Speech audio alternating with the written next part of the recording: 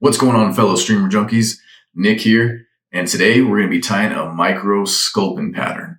Yes, this fly is as cool as it sounds, but there's a couple of things about this fly that make it so special and why I feel it's so cool.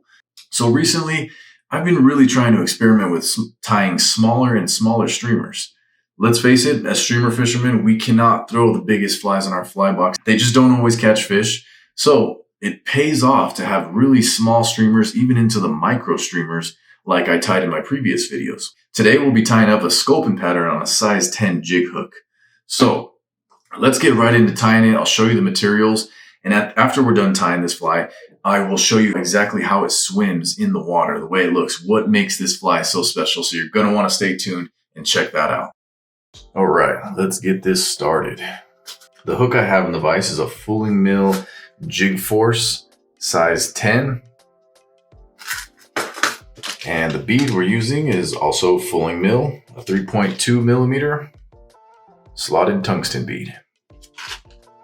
So as I said earlier, very simple, not a lot of material to this. All we're going to be using, aside from the hook, is, of course, sculpin colored pine squirrel. Stuff is awesome. And we're going to use some brown sparkle dubbing by SpiritFly. Right there. And I'll get to the function of the eyes and the head to this a little bit later. But that's all the materials we're going to be using for this. So let's get into it. Let's start our thread. And by the way, the size thread I am using is 6/0. So when I am choosing a piece for the tail on this fly, I like to find one that has a really nice tapered finish. Like the end of it will come to a point. And I'll show you what I mean here. Let me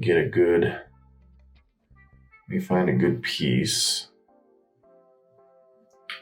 So with this one, it almost has that taper the way I want it. If you look at the hide, I want it to come to a point. So what I'm going to do is I'm actually going to trim this into a V shape. All I'm going to do is I'm going to take the hide face up and I'm going to trim it. So it can be a little tricky. It's a little tedious. Like I said, this fly, it's not complicated, but it's a little tedious when we're working with these small materials. So just like I cut it there, and I'm going to cut the other side. That right there isn't bad. If yours looks like that, you can go with it. This is more of an aesthetic thing for me. It's not really necessary. And to measure the tail, I'll just hold this up and see what I like. Sometimes I like a longer tail, sometimes a shorter. I'll just hold it up like that. Usually looking about three times the hook shank is what I like. Give yourself a good little tag like that, so that when you poke this hide through, you got something tied down.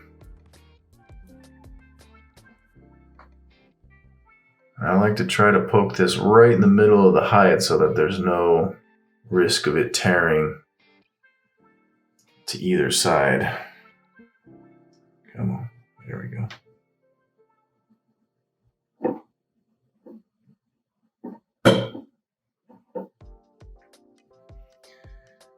Now when I tie this hide down, I'm going to want it to be right under the hook bend. So you got the hook point, I'm going to go even further back and tie it down there to leave us enough room on the hook shank to build up the body. Oh, come on. It's a little tricky to get under there.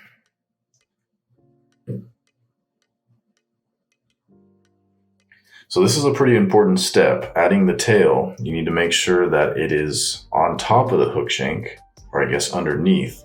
But in this case, it's going to swim like a true jig. So you want to make sure that your hide stays on top, right under the hook bend. It's not going to move anywhere. This is going to add to the action of the fly. Cinch it down, and then we're going to go back underneath. Wrap back just a little bit. Then we're going to take another piece of pine squirrel, and I like it to be somewhat thin because we're going to palmer this. So a strip that looks just about kind of like your tail, maybe a little bit wider. You still want some bulk in it. And we're just going to tie that in right at the tail. And I like to do a couple of loose wraps again. Maybe pull a little bit, but just to make sure I'll hold that tag end and then pull the pine squirrel strip down to make sure that that height is where I want it. Because sometimes it can twist on you and make it a little bit more difficult to palmer that. All right, bring the thread up. And we're gonna go about 2 or 3 turns, I think, right here. With each wrap, just push that hair out of the way. The hide is thin, so it'll break if you pull too hard, but you want to pull it nice and firm so that it really locks down on the shank there. So yeah, we'll just go 2 wraps. That's plenty for now. We're gonna add more later, but we want to leave some room for our dubbing.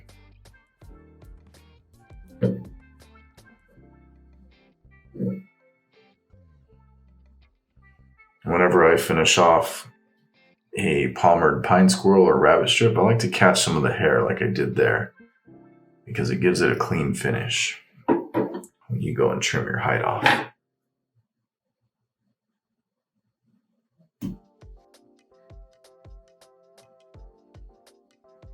Just like that. And then you want to wrap back over the hide just a little bit. Give yourself a little more room. Yeah, so you just wrap back just a little bit to get those fibers to flare out and make sure that material is locked in. Now, you're going to get your sparkle dubbing. Now, I figure for this step, it doesn't have to be sparkle dubbing. You can put whatever flash you want in this body. But I liked the sparkle dubbing because it was more subtle. I don't want this fly super flashy. I want it to look pretty realistic. So just a subtle little flash in it goes a long way, I feel. So I'm just going to add this to your thread like so. And I don't like to wind this up on here too tight.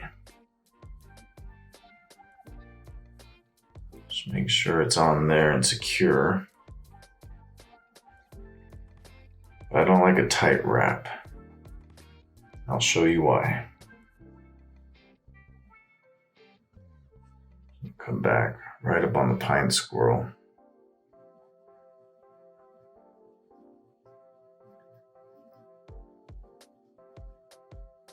Want this to be big and bushy. I want to go wrap too close to the bee because I want to leave some space. We're going to finish this fly off with some more pine squirrel at the end. I'll just pull out the tag of that dubbing to lock that in place. Trim that off. Now what I'm going to do is I'm going to tease out this dubbing so that it blends in with all the pine squirrel. And the way I like to do that is I use the tip of my scissors here. Because I don't want this dubbing to be really long. I want it to be about the same length as the pine squirrel. So what this will do is help to cut it out. But you got to be careful if you use your scissors because you can cut your thread. So if you prefer to use your bodkin, you can do it that way. It's just a little bit harder. Some of this is going to come out. That's okay. We don't need it all. I like it to be subtle. Get it like that, and I'll wrap over it.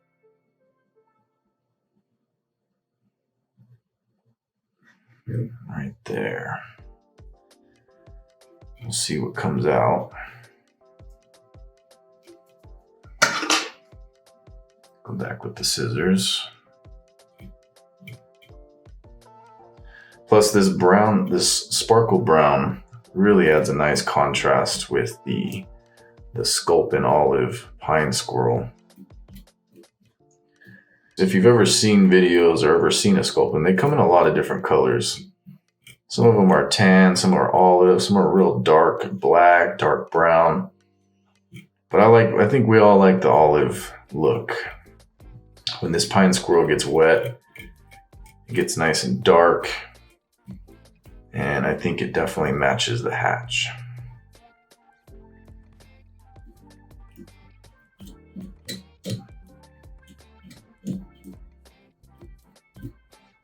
That looks pretty good. As long as it's spread out around the entire fly, I'm happy.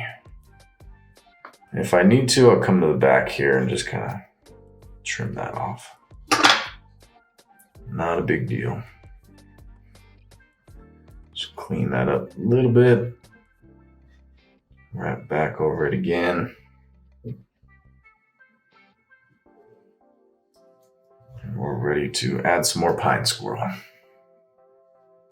That's why I like to get a long piece like this one so that I can just easily tie it back in, and I know that the hair is going to be the same length as the first section that we added it to.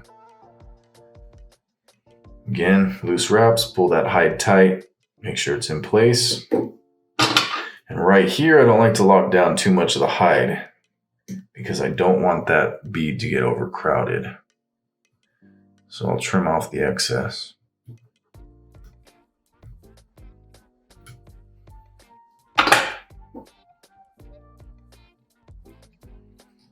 Bring your thread to right behind the bead, and we're going to palmer this in.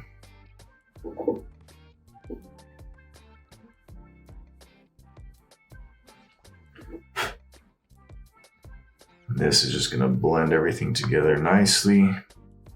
Again, I think you should only need about 2 wraps. That'll bring you right behind the bead. And we're going to add one more step in.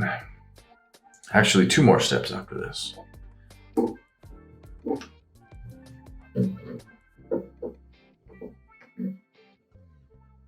Remember, it's not a big deal if you catch some hair. That helps to give it a clean finish. Pull that hide nice and tight.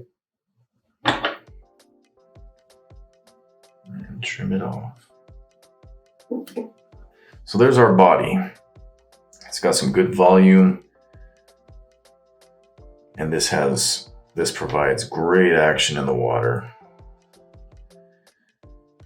And if you watched my previous videos, I was talking about how you don't need a long fly to present a big meal to a fish. So a little fly like this is only maybe about 1.5 inches long, but it's got a lot of volume. It looks like protein. So here's the final finishing step to the profile of this fly to really make it look like a sculpin. So what I like to do for this step is actually find a strip that has more hide to it, like this guy right here, a little bit wider. I'm gonna go down to the bottom of it, pull the hair back, like so, and get you a nice little, maybe 1/4 inch right there. Give yourself a good tag, like that. And this is going to create the pectoral fins.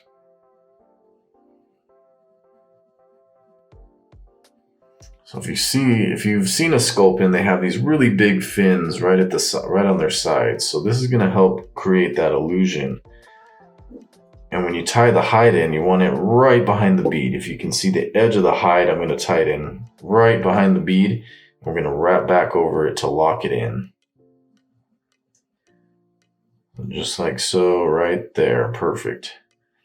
And before I lock it in, I'm going to look at it from the front and make sure that it is exactly where I want it.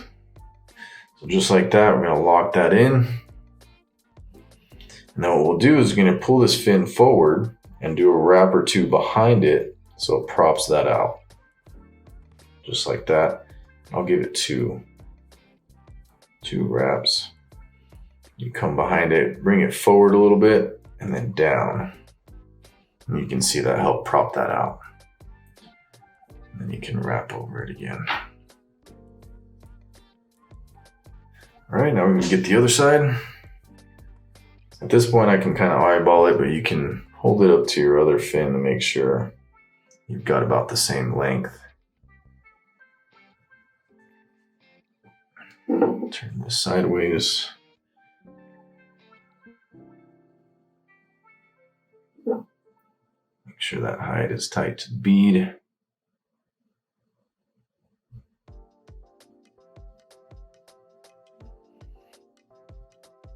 A little too high, let me pull that down. Perfect. Secure it in place. Give it a couple of wraps behind the fin.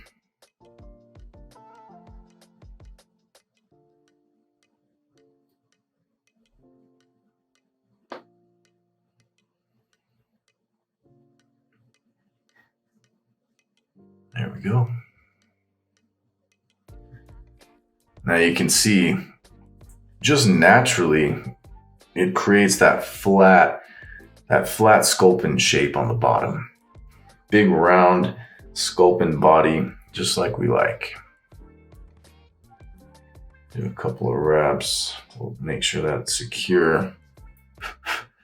I like to look at it from the front of the fly to make sure those fins are lined up and they're nice and level, and that looks pretty good to me. So I'm gonna do my spider weave finish.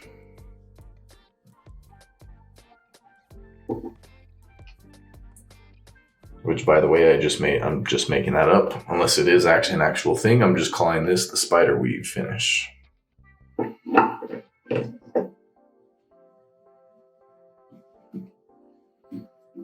Give it a couple weaves.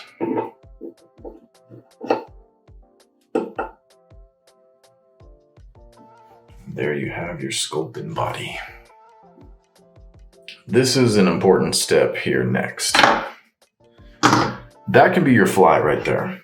That can be your finished fly. That'll fish, that'll swim, and it looks pretty good. But if you want this fly to swim like a true jig sculpin pattern, this next step is pretty important.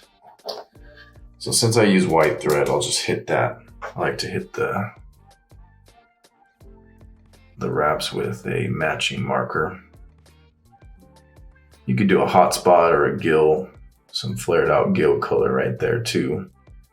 That could work, but I just like to do olive. Keep this fly dark and natural looking.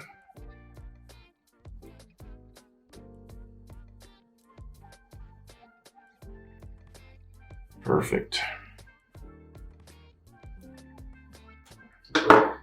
Some of this sparkle dubbing is still kind of a little bit long. I'll trim that.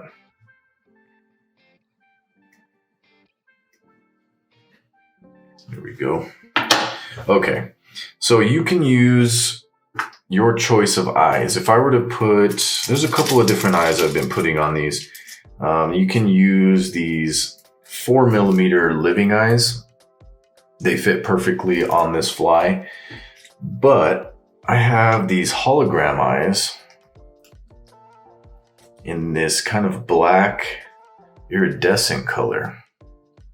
And I'll stick those on right to the bead here. So this is really important for how the fly swims in the water, because this is going to add a lot of extra weight to your fly. So a true sculpin pattern, in my opinion, needs to swim on the bottom. So I'm going to show you how I glue eyes on this thing. I'm just going to turn this fly to the side and just put a little dab of super glue right where I want my eyes. Kind of on the side, but a little bit lower. Right there. So when you're gluing these eyes on, this is really important too. you want to think of building dumbbell eyes basically. So you want them to sit really low below your hook shank and below your hook eye. If you think about tying dumbbell eyes on this, you would tie them at the bottom of the shank so this creates that keeling. You get a nice keeling action, so you want to be able to drag this right on the bottom. So we're basically creating that with these eyes. And I'll show you what it looks like when it's done. You have a little bit of time with super glue to push the eyes around, play with the placement, make sure they're right where you want them. That looks pretty good to me. So the super glue is just kind of a placeholder. We're going to do a UV finish. That's what's really going to bulk up the weight on this guy. Just put a dab of glue, and now all I have to do is just make sure the eyes are lined up the way I like them.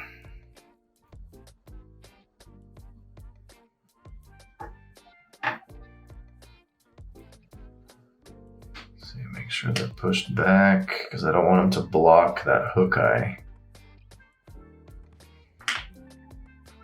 And when you're building up the UV resin, you want a majority of that resin to be underneath the fly so that it'll keel your hook point over and create that jig action.